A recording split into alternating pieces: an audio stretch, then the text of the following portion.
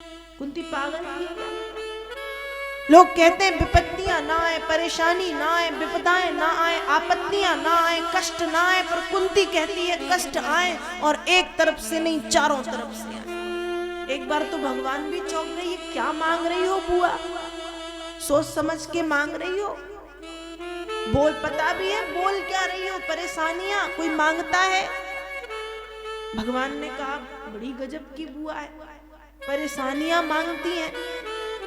तो कुंती कहती है उसके पीछे का अर्थ तुम नहीं समझोगे। अर्थ क्या है? कहा जब परेशानी आती है कृष्ण तो तुम्हारी याद बनी रहती है, और जब तुम्हारी याद बनी रहती है तो तुम्हारा दर्शन होने लगता है। तो हे कृष्ण, तुम्हारी याद बनी रहे और तुम्हारे दर्शन की निरंतरता बनी रहे, उसके लिए एक बार विपत्ति की कौन कहे। कुंती जिंदगी भर विपत्तियों से घिरे रहने के लिए तैयार है, पर बस अपनी याद बनाए रखना और दर्शन देते रहना। तुम्हारे इस अप्रतिम अभूतपूर्व इस रमणीक सुंदरता को देखने के लिए, तुम्हारी इस मनमोहन मुस्कान को देखने के लिए कुंती तो जिंदगी भर आपत्तियों से घिरी रहेगी, क्योंकि कुंती ये जानती है कि बचाने के लिए तुम आओगे, और जब तुम आओगे तो तुमको देख करके मेरी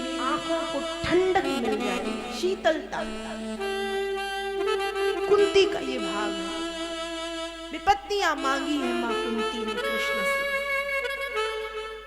26 श्लोकों में स्तुति गाई है, प्रत्येक श्लोक में यही निवेदन करती है कि हे नाथ, उत्तरा की और उत्तरा के गर्भस्थ शिशु की रक्षा करो। एक तरफ मां कुंती रथ के सामने खड़े होकर के स्तुति का गान करती हैं, दूसरी तरफ भगवती उत्तरा दोनों हाथों को ऊपर करके कहती हैं पाहि पाहि महायोगिन देव देवत जगतपते।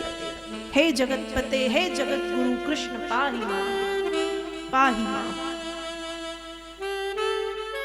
और अश्वत्थामा ब्रह्मास्त्र छोड़ना तो जानता है, लेकिन ब्रह्मास्त्र को वापस कैसे बुलाया जाए वो नहीं जानता। और अर्जुन को भी ये कला नहीं मालूम। अर्जुन भी ब्रह्मास्त्र छोड़ सकते हैं लेकिन रोक नहीं सकते।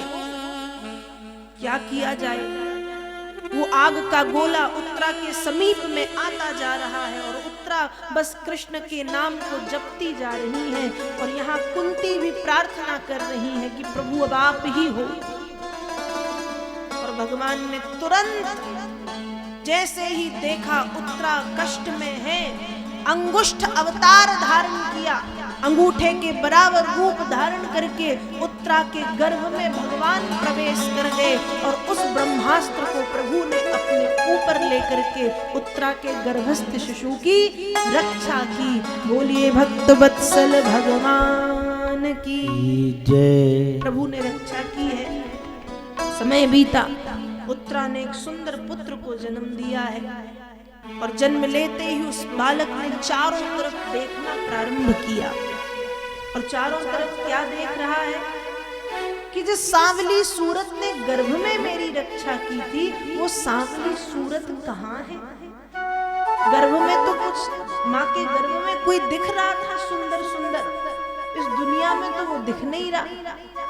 उस बच्चे ने आते ही चारों तरफ देखना प्रारंभ कर दिया है, इसलिए उनका नाम रखा गया परीक्षित। परी मतलब चारों तरफ, इच्छित मतलब देखने वाला, कहला गया परीक्षित।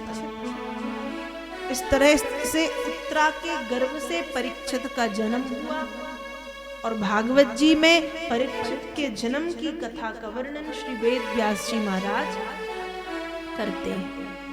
अब आगे कथा आती है कि परीक्षित, पांडवों का महाप्रयाण होता है, परीक्षित राजा बने।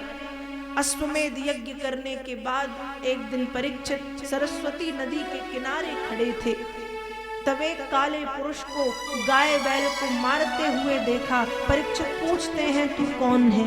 ये उत्तर देता है कि मैं कलयुग हूँ, और भगवान कृष्ण ने यहाँ मुझे रहने के लिए जगह नहीं दी, इसलिए मैं आपके राज्य की प्रजा को प्रताड़ित कर रहा हूँ। उस समय परीक्षित को दया आती है और कलयुग को रहने के लिए 4 स्थान दिए हैं। द्यूतम पानम स्त्रियः सूना यत्राश्च धर्म चतुर्विधा पुनश्च याचमानायो जात रूप मदा प्रभु। 4 स्थान दिए द्यूतम। ध्यान से सुनिएगा, इन 4 स्थानों में कलयुग रहता है। द्यूत द्यूत क्रीड़ा, जहां पर जुआ हो रहा है वहां कलयुग है। पानम, मदिरा पान जहां होती है वहां कलयुग है। स्त्रिया, जहां गलत स्वभाव वाली स्त्री। अब आप सोचेंगे स्त्री तो हर घर में है, कहां नहीं, और स्त्री में कलयुग। तो वेद व्यास जी लिखते हैं स्त्री का मतलब माँ, बहन, बेटी, बहू नहीं है। स्त्री का मतलब है गलत आचरण वाली स्त्री, अर्थात जिसे हम वैश्या कहते हैं, उसमें कलयुग है। द्यूतम पानम स्त्रियः सूना। सूना का मतलब है जहां हिंसा है, जहां हत्याएं हैं, वहां कलयुग है। परीक्षित ने रहने के लिए 4 स्थान दिए हैं, पर कलयुग तो कलयुग कहता है महाराज ये 4 स्थान देकर के कृपा तो बहुत बड़ी की है, लेकिन ये 4 स्थान बड़े ही अपवित्र हैं। एक तो कोई अच्छा स्थान दो। और जब उसने फिर से मांग की तो पुनश्च याचमानायो जात रूप मदात प्रभु। फिर से मांगने पर परीक्षित ने क्या कहा? परीक्षित ने कहा आज से तुम स्वर्ण में भी रहोगे। स्वर्ण मतलब सोना।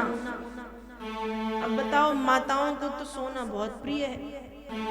माताएं चाहें तो हर महीना एक सोने का गहना बनवाएं, बड़ा प्रिय होता है। अब कह दिया कि स्वर्ण में तो कलयुग है, तो कान में भी कलयुग, गले में भी कलयुग, हाथों में भी कलयुग, नाक में भी कलयुग, माथे पे भी कलयुग, कलयुग ही कलयुग। तो घबराने की बात नहीं है। स्वर्ण में, स्वर्ण की जो उत्पत्ति है वो भगवान शिव से बताई गई या भगवान कृष्ण से भी बताई गई। स्वर्ण में भगवान कृष्ण का वास है, लेकिन जो स्वर्ण गलत तरीके से कमाया जाए, किसी का चुरा लिया जाए, किसी का छीन लिया जाए, किसी का हड़प लिया जाए, छल से बल से ले लिया जाए, ऐसे स्वर्ण में कलयुग का वास होता है। ऐसे सोने में कलयुग है। तो परीक्षित ने कहा तुम सोने में रहोगे, और कलयुग इतना प्रसन्न है कि वाह वाह वाह महाराज तुम बड़े कृपालु हो। ये बाहर से कहता है और भीतर से कहता है तुमसे बड़ा मूर्ख मैंने कोई नहीं देखा। क्यों? क्योंकि दिखने में राजा तो तुम हो, मुकुट तो तुम लगाओगे, सिंहासन पर तो तुम बैठोगे, लेकिन तुम जो मुकुट लगाओगे उस मुकुट के ऊपर कलयुग बैठेगा।